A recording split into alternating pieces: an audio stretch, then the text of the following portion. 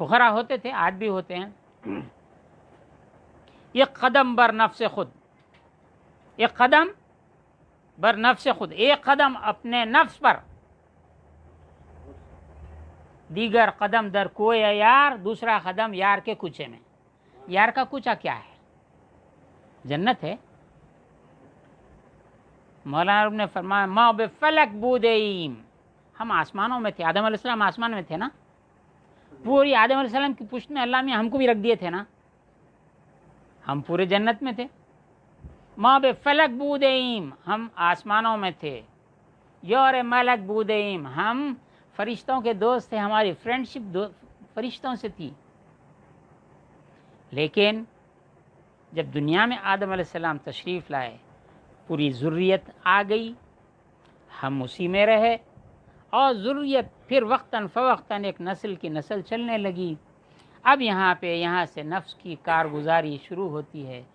تو نفس سے بچنا، خواہشات نفسانی کیا ہیں، احکام ربانی کیا ہیں، مرضی مولا کیا ہے، مرضی رسالت مآب صلی اللہ علیہ وسلم کیا ہے. تو یہ موضوع یہاں پر نفس سے بچنا، جنت میں کیوں جانا ہے. بات ختم، 2-4 منٹ باقی ہیں. جنت میں جانا کیوں ہے، جنت کی خواہش کرنا کیوں ہے. بات دراصل یہ ہے کہ جنت ہمارا ٹھکانہ ہے، جہاں سے ہم آئے ہیں. جنت ہمارا وطن ہے. جب وطن سے آدمی پردیس میں جاتا ہے تو پردیس میں اس کو آرام نہیں ملتا. لیکن بعض بے وقوف پردیس میں اگر آرام مل جائے، سپوز ہوتا ہے دنیا میں ایسا، بے وقوف نہیں، وہ بھی اپنی جگہ عقل مند ہے. مثلاً اب حیدرآباد سے کوئی آدمی نکلا، یہاں پہ پڑھا لکھا، یہاں پہ جو ہے یہاں کا پانی پیا، کھانا کھایا، یہاں کے لوگوں کے ساتھ رہا، آداب سیکھا، علم سیکھا، اور اپنی مادری زبان تو مادری زبان، غیر زبان بھی سیکھ لیا، انگلش سیکھ لیا، فرینچ سیکھ لیا، جرمن سیکھ لیا، عربی بہترین بولنے لگا، فارسی بہترین بولنے لگا، اور سیر سپاٹے کو نکلا. دیکھو دنیا دیکھنا چاہیے. وہاں جانے کے بعد اس کو امریکہ پسند آ گیا، ٹک گیا، فرانس پسند آ گیا، ٹک گیا، جرمن پسند آیا، ٹک گیا، عرب پسند آیا، ٹک گیا، ایران پسند آ گیا، ٹک گیا، افریقہ پسند آیا، ٹک گیا، کھانے کو اچھا مل گیا، اپنے وطن بھول گیا، وہیں مر گیا، وہیں دفن ہو گیا. اسی طرح امریکن کو ہندوستان پسند آ گیا، عرب کو جو ہندوستان پسند آ گیا، کسی کو پاکستان پسند آ گیا، کسی ایرانی کو ہندوستان پسند آ گیا. اس طرح ایک ملک سے دوسرے ملک، تو اپنے وطن کو یاد کو تو چھوڑ نہیں سکتا، لیکن غربت سے مراد پردیس میں مر جاتا ہے. اب جنت جب ہمارا ٹھکانہ ہے، سب کو معلوم ہے حضرت آدم علیہ السلام اس دنیا کے نہیں ہیں. مٹیاں کی ضرور تھی، گوندی گئی وہاں پہ، روح وہاں پھونکی گئی، سب کچھ وہاں ہوا. اس عالم کے حضرت آدم ہیں، اس عالم میں بھیجے گئے، اور پھر پلٹ کے وہیں جانا ہے. ارجعی، میری طرف لوٹ آؤ. ارجع الی ربک راضیۃ مرضیہ، میں تم مجھ سے راضی مرضی. فادخلی فی عبادی، میرے بندوں کے زمرے میں شریک ہو جاؤ. ہر آدمی کو بندہ سمجھتے ہیں نا، میرے بندوں کے زمرے میں. ہم اس کی بحث بعد میں ہم اندر کے چیپٹرز میں کریں. وادخلی جنتی، میری جنت میں داخل ہو جاؤ. عزیزان گرامی، اس کتاب کا جو کشف المحجوب ہے، یہ اس پہ لفظ پہ میں 1-2 منٹ بولتا ہوں اور اس کی بات ختم کرتا ہوں. کل دوسرا یہاں سے شروع کریں گے. محجوب، حجاب کہتے ہیں پردے کو. یہ پردہ ہے، اس کے پیچھے کیا ہے ہم کو نظر نہیں آتا. حجاب ہے، یہ دیوار ہے، یہ حجاب ہے. اس طرف کا حصہ سارا محجوب ہے، چھپا ہوا ہے. مکتوب، لکھا ہوا، یہ لکھ دیا گیا، یہ مکتوب ہے. یہ الفاظ ہیں لیکن معنی چھپے ہوئے ہیں. اس طرح دنیا کی ہر شے ایک محجوب ہے. تو یہاں فرماتے ہیں چن ان کتاب، جب یہ کتاب اندر بیان راہ حق بود، راہ حق کے بیان میں ہے. شرح کلمات تحقیق، اس میں کلمات کی تحقیق ہے، اس کی شرح ہے. وکشف، کشف کہتے ہیں کھول دینا. کشف حجاب بشریت، میں بشر ہوں نا، آپ بشر ہیں نا، ہم عالم بشریت میں ہیں نا. کل تو تھے جنت میں، وہ بات الگ ہے، یہاں آ گئے نا.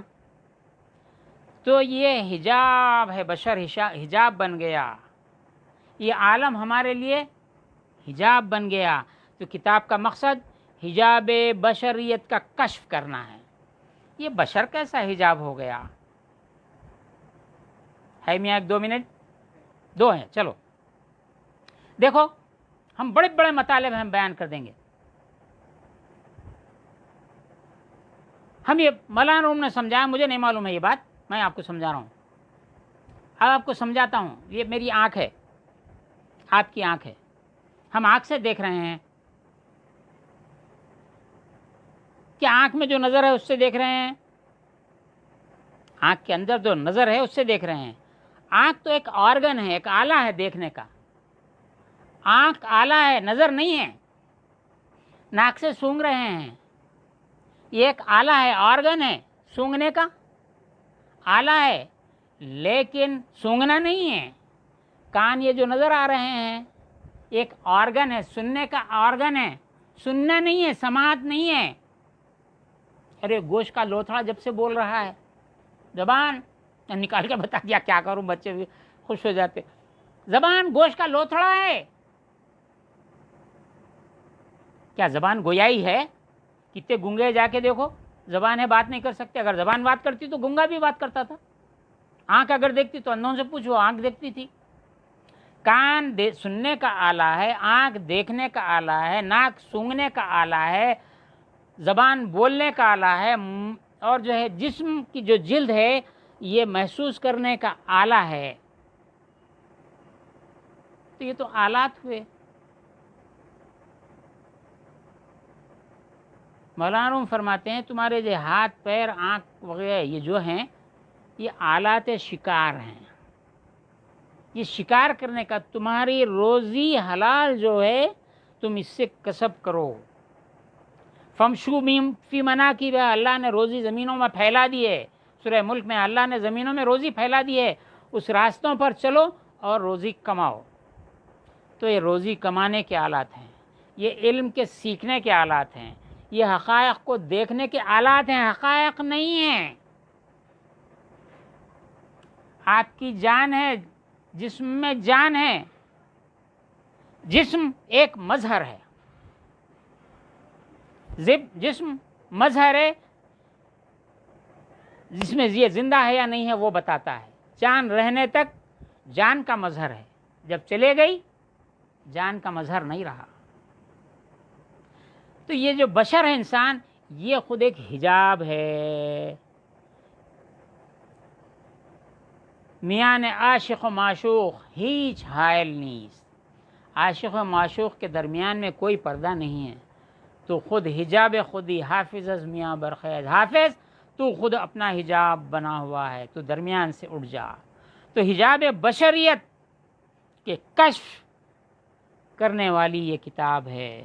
جز ان نام اورا اندر نزدیک طاقت دوری نہ دارد.